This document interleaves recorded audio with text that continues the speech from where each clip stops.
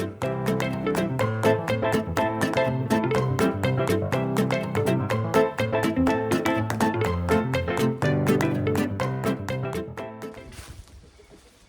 everybody and welcome back. This is Not a Pro Gardener, and we are in Zone 6B, now 7A. It's a little bit of a change. It's 39 degrees outside. It's going to be full sun here in a few minutes. Still got a few clouds in the sky. Today we are setting up to be direct seeding 2 rows of carrots and 1 row of spinach with our Haas walk behind garden seeder. And we're going to be doing this in our no-till beds that we did with this experiment without putting the cardboard down and all that. And we're going to be setting up our garden seeder for these seeds, and we're just going to show you what we do to get everything ready, and then we're going to show you us direct seeding, and we're going to take you along the way. Now I do have 2 new tools. One's kind of an upgrade, and one is just a brand new tool that I am most excited to have, which we are going to be using to accomplish today's goal. It's the 4th weekend in February, getting close to the end, starting to be ramping up. Gonna start ramping up all this stuff we got to do. Gonna be getting all this stuff transplanted here in the first 2 weeks of March, probably. Gonna get a lot of stuff done. And the reason that we can do this early is because we're gonna be putting up some low tunnels to kind of help keep everything happy. You know, we're gonna get everything nice and tucked in. We're going to be in the in-ground garden today, and we are in southern Illinois. It is just sounding like spring with all these birds going about making their nests. I already got one making one up here in the shed. The reason we're going to be doing this today is because the carrots germinate best at 55 to 65 degrees soil temp per a Google search. I've had pretty good luck with that myself. I pretty much go out there with an instant read thermometer, check the ground temperature. About 2 weeks ago, I checked my in-ground temperature down there and it was about 40 degrees. With that compost being on top and being black, it is going to absorb a lot of the sun. That's probably going to heat up a little bit more than my regular in-ground temperature. We're going to check out, see how the cover crop did. We're going to talk about that. We're going to talk about the issues we're having with that, and we're going to show you hopefully a solution to our problem. And I don't think it's going to have a problem with germinate these carrots. The only problem I think we might have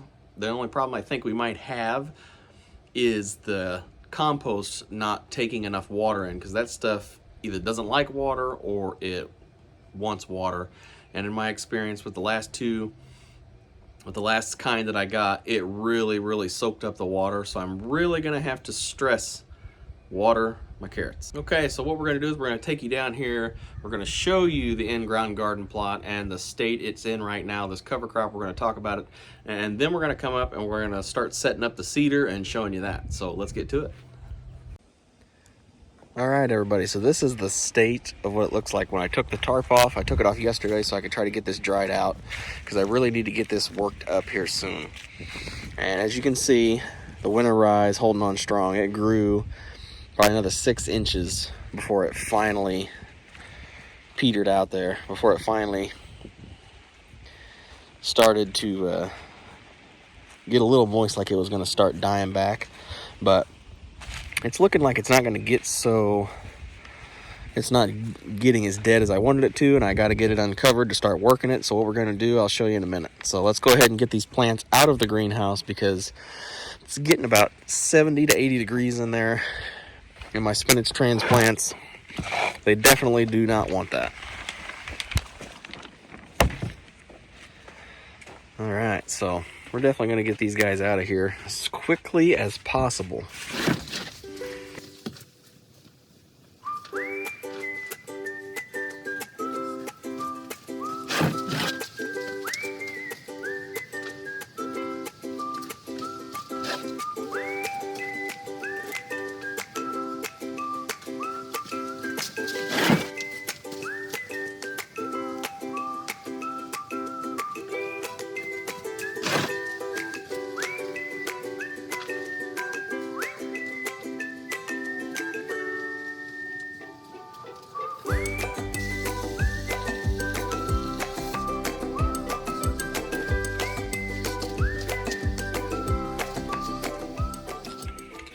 Okay, so if you make the mistake that I did, as you can see, it's already starting to go down. It's been like 3 minutes since I opened the door, and we'll come back for an update on the greenhouse. But if you do what I just did, and you got like cold season stuff like lettuce and spinach in here, You don't want them to get above like 70, 75 degrees if you can help it. Spinach is kind of sparse yet. It just started popping up yesterday. And what you can do to fix this is we're just going to water this stuff in to cool it all down, to get these guys cooled off, because I do not want them getting stressed about anything. And as you can tell, it's kind of hard to do anything one-handed, so we're just going to start watering this stuff in the best we can. Start with these little onions down here.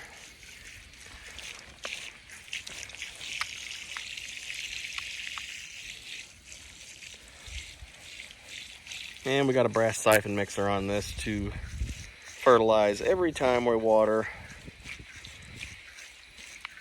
which is exactly what you would want to do. Just enough to get these guys cooled off.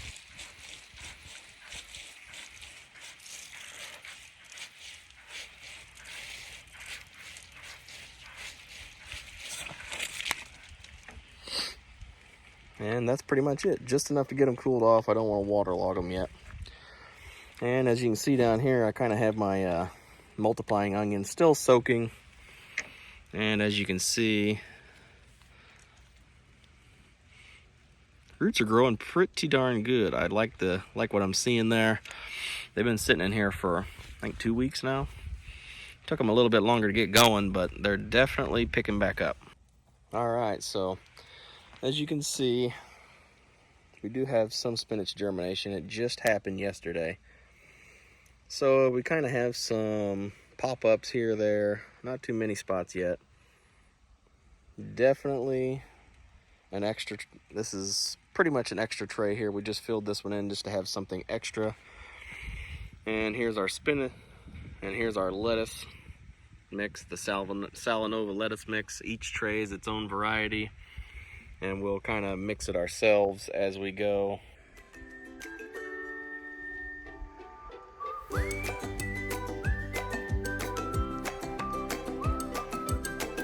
Each tray has its own variety, and we're going to mix it as we go.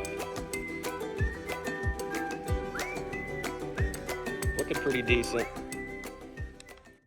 As soon as these guys germinated, we brought them straight out here to the greenhouse, the first couple, so that way we didn't have to acclimate the plants.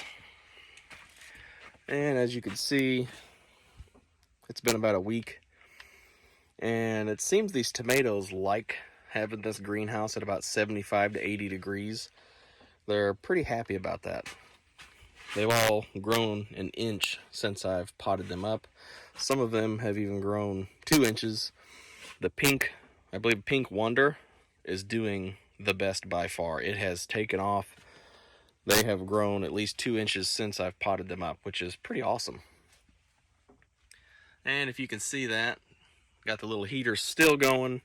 Once we start having 40-degree nights as the low and nothing less, we will probably turn that off because it won't be needed anymore. This greenhouse, this greenhouse does a really amazing job of keeping the heat in here, and especially with this new addition that I put in, it's a door that I can open if I want to really vent it, but I also put this beeswax piston here on it to open it in case I forget something. And I made it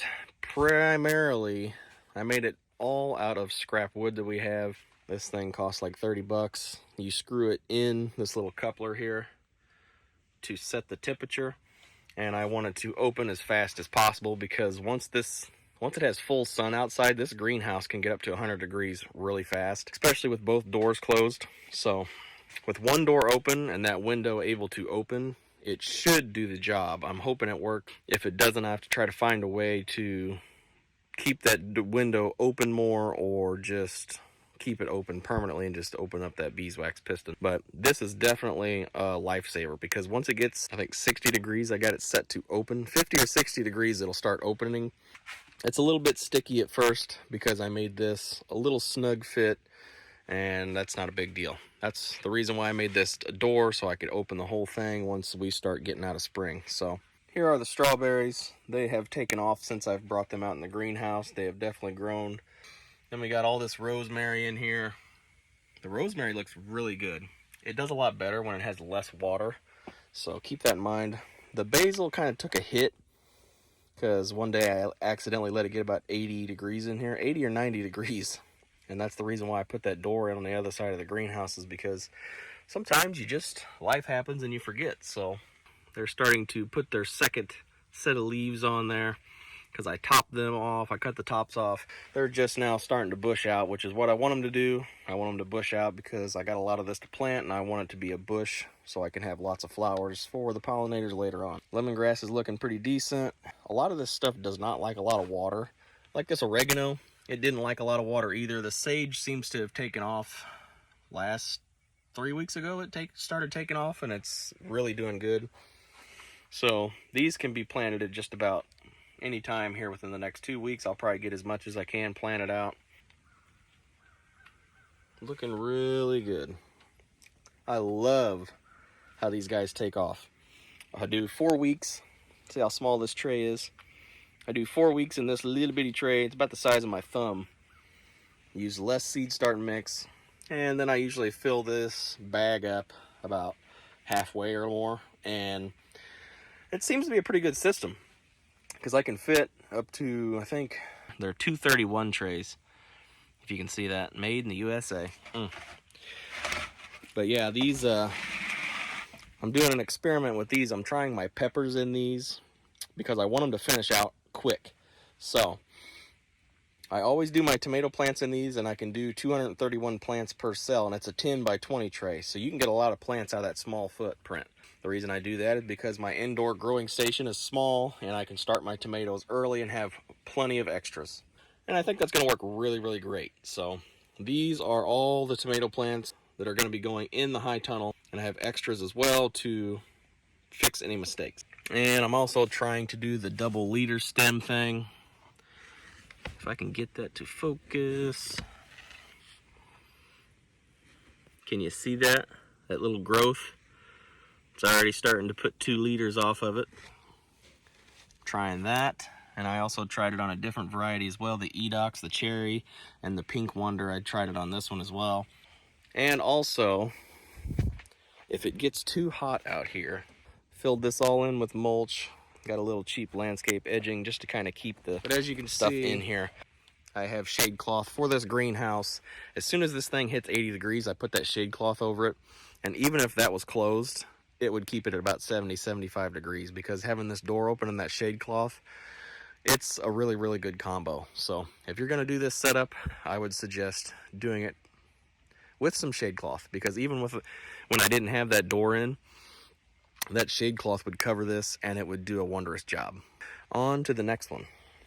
So, see my no-till beds. Yeah, they don't look too bad. What I was worried about before this video was if this stuff was going to grow up through the beds, because I know this has a really hardy root system.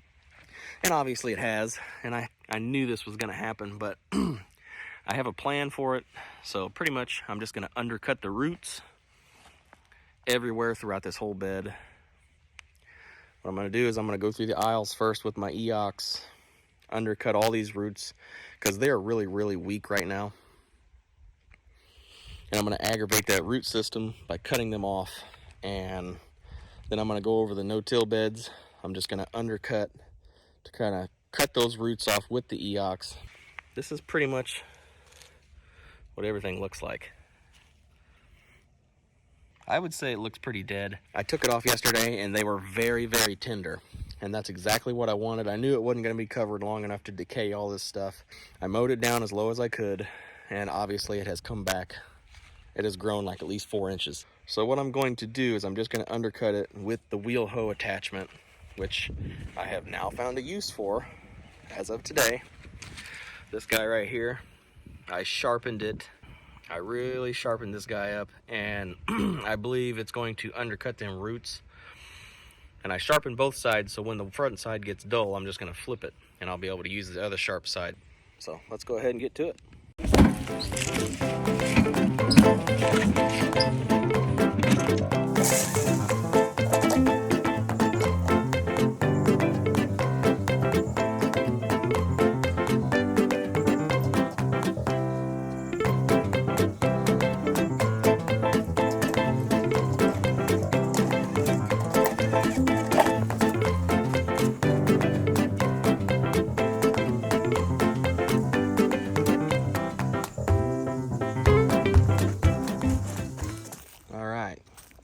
So we got a small amount of wood chips put down the middles of these rows here.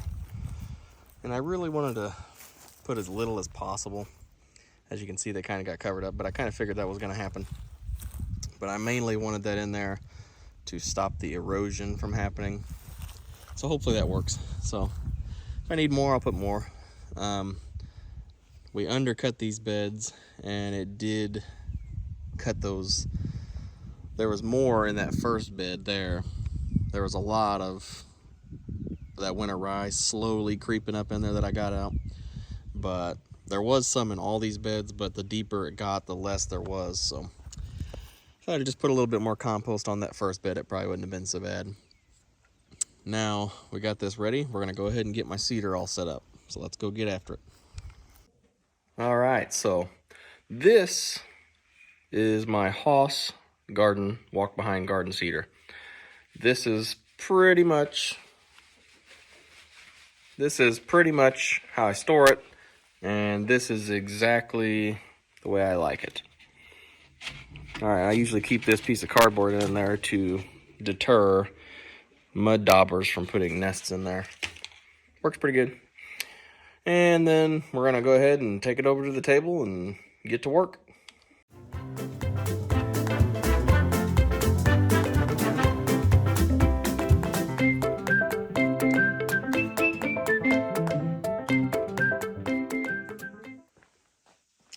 All right, so we just about got everything set up from the last time I did carrots. We're gonna go ahead, pop the cap off here, and just see what we're working with this old seed plate that I used the last time. This is the one I used last time. And I believe I got this at 1.5 inch spacing. I'm pretty sure that's what I had this set for the last pelleted carrot seed I had. So we're gonna go ahead and check it out to see if this will work for the new carrot seed. These guys are just a little bit smaller than what I was working with last time. These are the Mokum, I believe. And heard some pretty good things about these. We're gonna go ahead and check it with this seed plate to see if it actually works and I don't have to modify or make a new seed plate. Okay, so the first thing I want to do is I want to get the right seed plate thickness. As you can see, that's about how thick this plate is.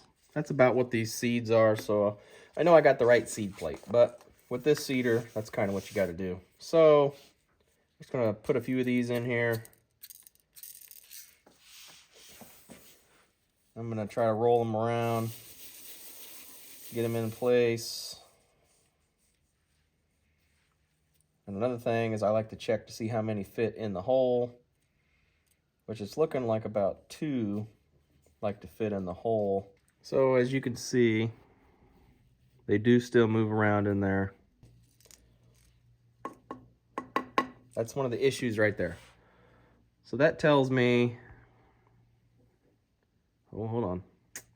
So that's the issue right there. That tells me that I'm gonna have to make a new seed plate for these, because otherwise that's gonna clog up and it's just not gonna work. Seeds are gonna eventually clog up. So we do have to make a new seed plate. This is the original number 2. This one right here is exactly, I believe, what they recommend for direct seeding onions. And then I modified the number 2 for carrots.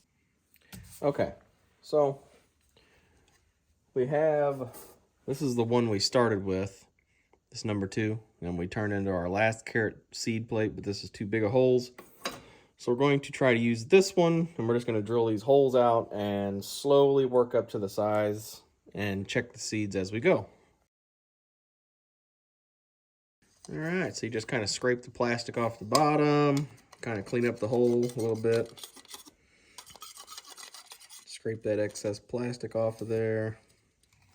Sometimes you can take your knife, stick it in there and just give it a twirl, and that'll help clean them edges up. Okay, so we're gonna give it a shot, put some seeds in there and see if it fits in the hole. If not, we'll move up a size. So as you can see, just a snug fit. So we want the hole to be just a little bit bigger, because we want those to be able to freely fall right out of there. We're gonna go ahead and clean them up with the old pocket knife, and then we're gonna test it out. All right, so let's check this out and see if we got anywhere by altering these holes.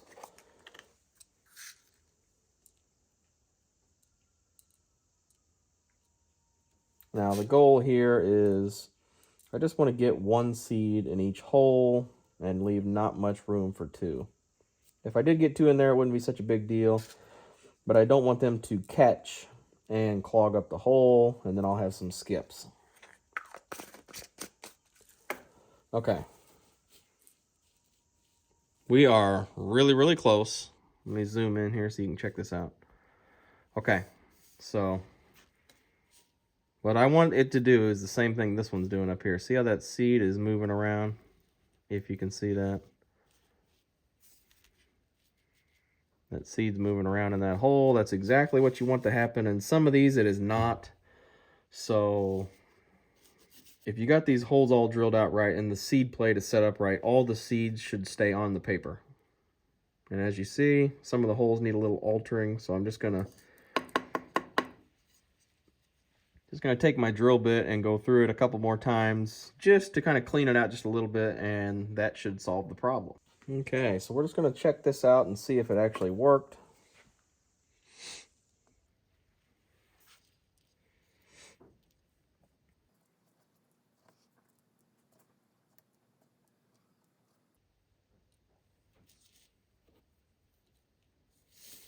Okay, so like I said, if you set this seed plate up correctly, you should be able to just fit one seed in there, and they should move around while you wiggle it. They shouldn't be wedged in there. And we're going to test it out to see if I got it this time. And only 3 remained. So those 3 holes, I'm going to go ahead and ream them one more time just to kind of make sure I get this right. About these carrot seeds is they are kind of oblong with this pelleted clay system that they got going on here, and that one kind of broke, so I'm just going to put him back in the jar. So some of these are a hair bit bigger than the others, some of these are a hair bit smaller, so you'll have to kind of keep that in mind. All right, so we're just going to check it out and see if it's going to pass the inspection. Yep.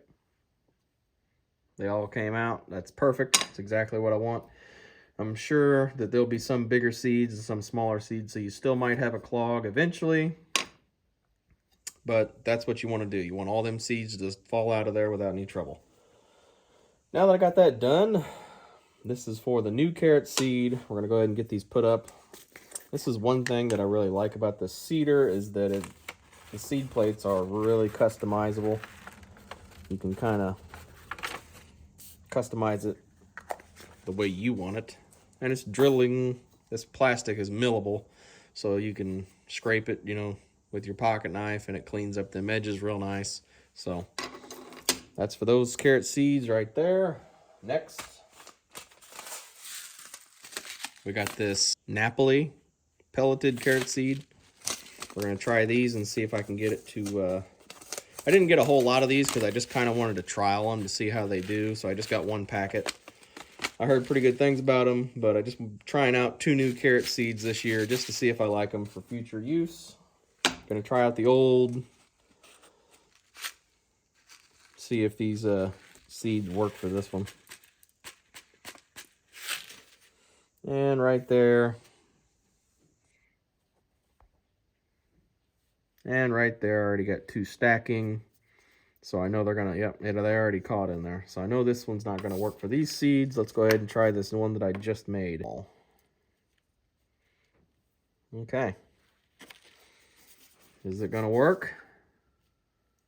Bingo! That's exactly what you want it to be. So, go ahead and get these put back up. Now, this is last year's carrot seed, the Dragoon pelleted carrot seed I used. That's for this seed plate, and I might use this if I run out of seeds, so this is kind of a backup. I know those work. And another one, this Bloomsdale spinach. I did this last year. I really, really like this in salads. So we're going to go ahead and try this. I used this seed plate here for this spinach last year, and it worked really, really well. So hopefully it works again. And the thing about this spinach seed is it's kind of like an oblong shape, kind of like onion seeds almost. They're a little bit odd. And they look pretty large, so I'm not sure this one's going to work. We'll find out though. Oh, well, it might. Last year I had a few clog in this, so I did have a couple skips, but not really a whole lot. It worked pretty good. So far so good. As you can see, some of them seeds have like little wings on them, little pointy ends, and that's kind of what causes the clog. That's going to cause you issues. We're going to find out if this actually works. And yeah, we're going to have some issues with this seed plate. But I think I'm just going to go ahead and go with it. I don't really want to alter that one too much. It's pretty big holes as it is. It's just this spinach seed is bigger than what I had last year, so I'll just have to keep an eye on it while I'm direct seeding and try to take care of the issue while I'm seeding. Okay. So hopefully this one don't give too much trouble. That'll be that seed plate. All right, so now that we got all this stuff all set up, we're gonna go out here and tilth the garden beds, and we're going to direct seed these, and then we will talk about it. So let's get to it.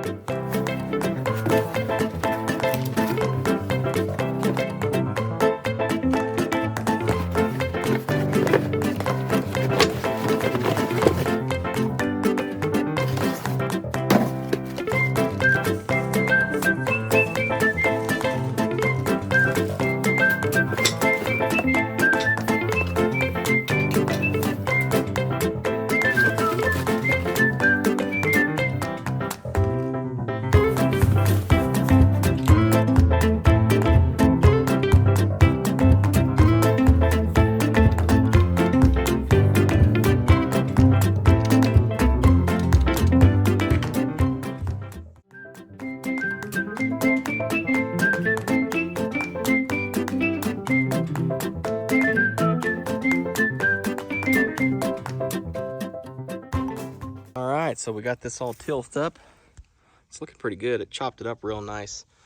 And it does seem to tend to want to get away from you, so there is definitely a learning curve. I'm not going to smooth these beds out.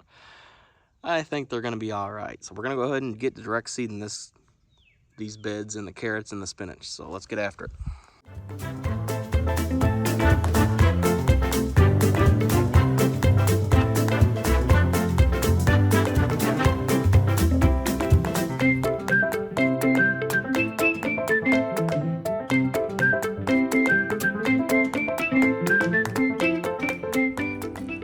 All right, everybody, so we got our carrots seeded. We didn't have enough new trial carrots to fill out this first whole bed here.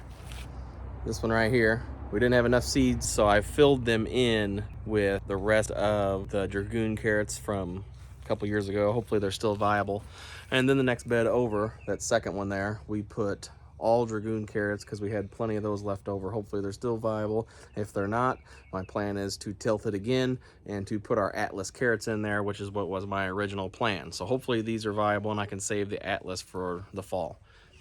Now this bed down here, we direct seeded our Bloomsdale spinach, and that went pretty well. The seeds did kind of catch in the cedar a lot more, and I could get a lot more resistance, so I had to kick the wheel to make the gears turn back a little bit so there wasn't binding up in there, and let that seed drop through that tube. All right, now the next step is to water this in. You do not want these to dry out. You want to water them every morning and evening if they need it until they germinate. Carrots especially. You do not want them to dry out, and it takes a long time too, so you could tarp them, or you could use overhead irrigation to keep them moist, but you have to keep a watchful eye on them seeds if you tarp them. You have to be checking them, I would say 2 to 3 times a day, depending on the weather outside. It's still kind of chilly, so I will check them morning and evening after I water them in really, really well, and the compost is going to be dry, so I'm definitely going to have to water these in for a while this evening. In the morning, I'll come out here and probably hand water them again just to be sure. And in the evening, I'll probably hand water them again until I get my overhead sprinkler in, which is the wobbler. And then you want to uncover them right as soon as you start to see that any seeds germ or germinate, whatever you want to call it. Right after you see any of them just start opening up, you want to take that tarp off, you want to get it off, and you want to make sure they stay moist until they finish out sprouting. If it gets too hot for them, you can cover them with a shade cloth. or if you need to heat it up, you can use a frost cloth.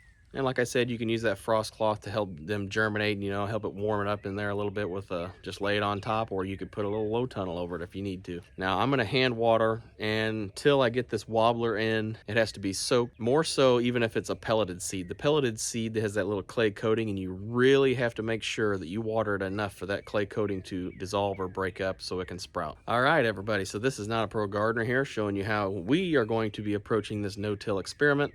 We are hoping this is a solution for like carrots, spinach, stuff that needs to be weeded heavily in new gardens, because some people don't have this option, and I don't know if I'm going to stick with this option. It just depends on if it's easier or not. And so far it seems like a little bit of work with an upfront cost, but I'm hoping the payoff is really awesome in a year or two.